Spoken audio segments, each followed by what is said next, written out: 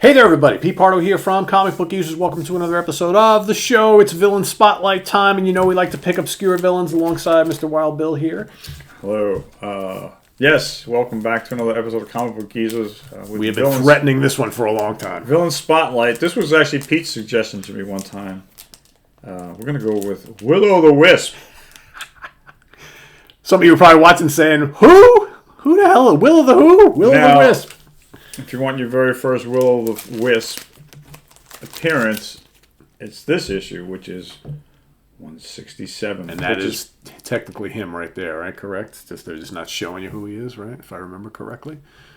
Could be. Yeah, I'm pretty sure that was the case. So you got 167 and 168, but this is the classic Willow the Wisp cover. That is a great cover. I mean, I remember when I first bought this off the rack. This is an Ed Hannigan cover. Yeah. And John Romita. Yep, really nicely done. And I was thinking, ooh, look at this cool new villain, right?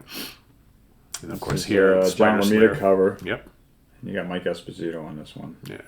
So, Willow the Wisp was invented, created by Len Wein and Ross Andrew. They do the art on the they do the story and the art. Ross does the art on the inside. So he appears towards the end of 167, like he's breaking into somebody's house or something. I think Spider-Man catches him. Yeah, that's. I don't know if it's a kidnapping situation. He's breaking into a bank vault, it looks like, or broken into someone's house and he's going into the safe. Yeah, so there we have it right there. He's almost like he can change his molecular. It's almost like the Flash who can vibrate his molecules. This guy can.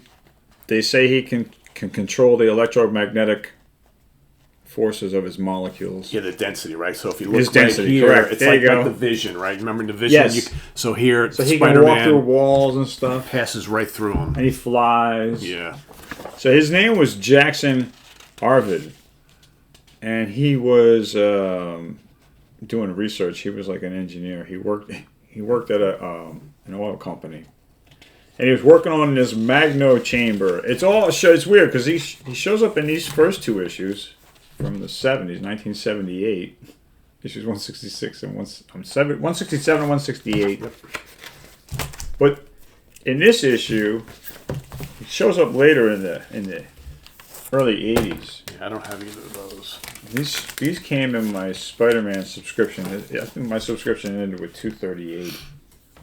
So what year was that again? This is probably 1982. 82. So that's roughly 5 years after these first two issues. They waited 5 years to bring them back. So from 78 to 82. Yeah, okay. 4 years. But this one they go into his origin. Ah. So he's working on this Magno chamber, and his boss. Jonas Harrow keeps pushing up deadlines, and he's like stressed out. This guy, this Jackson Arvid. So he's like working in this Magno chamber, and he's getting tired, working without sleep. Like 3 hours sleep, and he gets, what do you call, clumsy, right? Negligent. That's the word I'm looking for. Okay. He gets negligent due to lack of sleep, and he has like an accident, and he gets zapped in the Magno chamber, and that's what allows him to go through this chemical transformation, or whatever you want to call it, for him to have the ability to control his molecules. Did they change? So the 4 years in between appearances, did they change up any of his appearance, like the way he looked or anything like that? Yeah, he looks like a tarantula now. No. No. This is it. But it's a great. This is a great issue. Yeah, I like this one quite a bit, actually. I think this one is cool because they do give you the origin,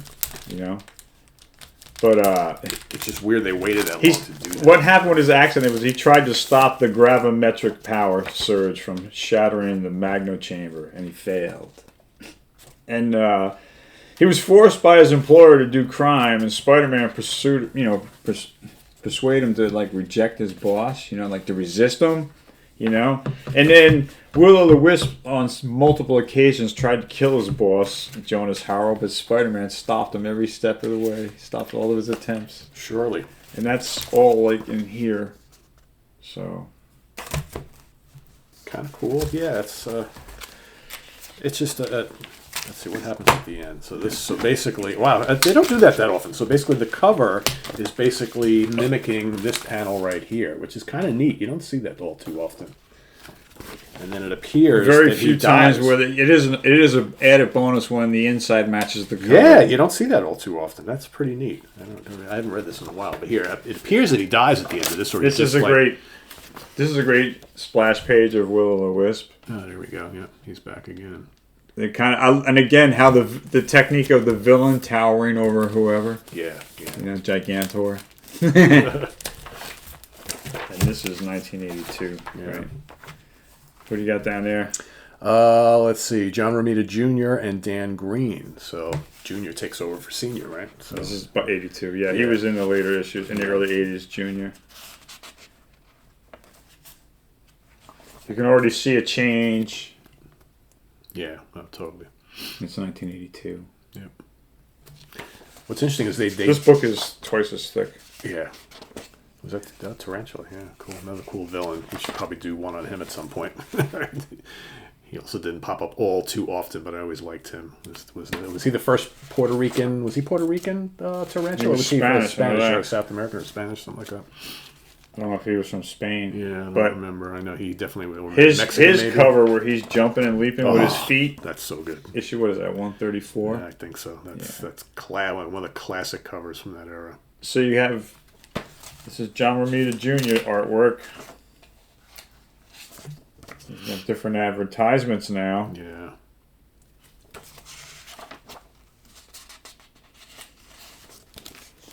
Bonus features. Yeah, look at that. Pretty cool.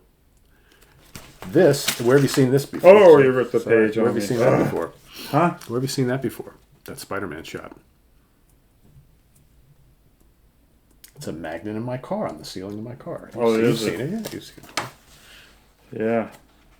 That same pose. Oh, you got all of them here. Look at that. That's Stay interesting. over there.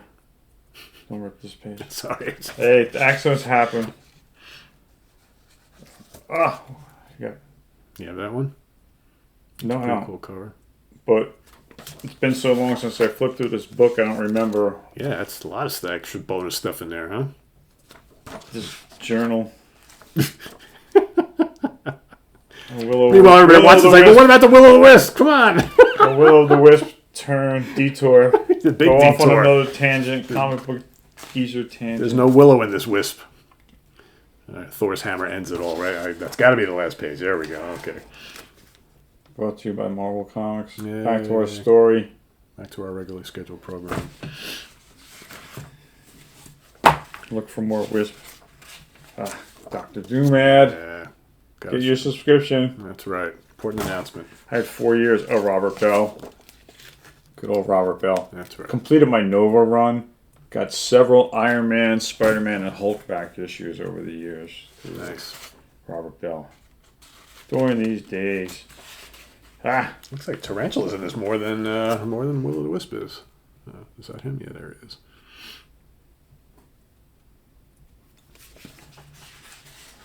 So another cool character that's not really frontline major like Scorpion or the Lizard or... Did he appear anywhere else but these 4 issues? This is all I have, and I have till issue 300, so this is all I got. All right. Yeah. Of Will-O-the-Wisp. Oof, Tarantula ain't looking too good there, huh? Yeah. Holy mackerel. That's quite the transformation there. And that's when he continues in this issue. There you go, and you get the 2 of them. So, Cool. Will-O-the-Wisp. So if you guys want to see the Tarantula, we'll be happy to do that at a later date. So we got all those early issues, and those are pretty cool. I mean, he wasn't like a major villain, but I think it's fun. It's more fun That's what talking Villain about. Spotlight's all about. Yeah, The obscure. yeah. Give them some front page news. Yeah, we could talk about Doc Ock and Doctor Doom and Thanos and Galactus all of you ad nauseum. Been there, done But that. some of these more obscure villains are really cool, and Spider-Man's got a lot This of was a good call. Yeah. So thank you. So we thank you for being here. We thank you for watching Comic Book Users. Thank you for your subscriptions and your support as always, and your comments. And as always, please click the like button. It'll help us out. And click the notification bell to be kept in the loop every time we have a new video. That's right. You know what's going on. So on behalf of Pete and myself, thanks for being here. And we'll see you next time on Comic Book Users. Have a good one, everybody. Enjoy the rest of your week. Bye-bye. Bye.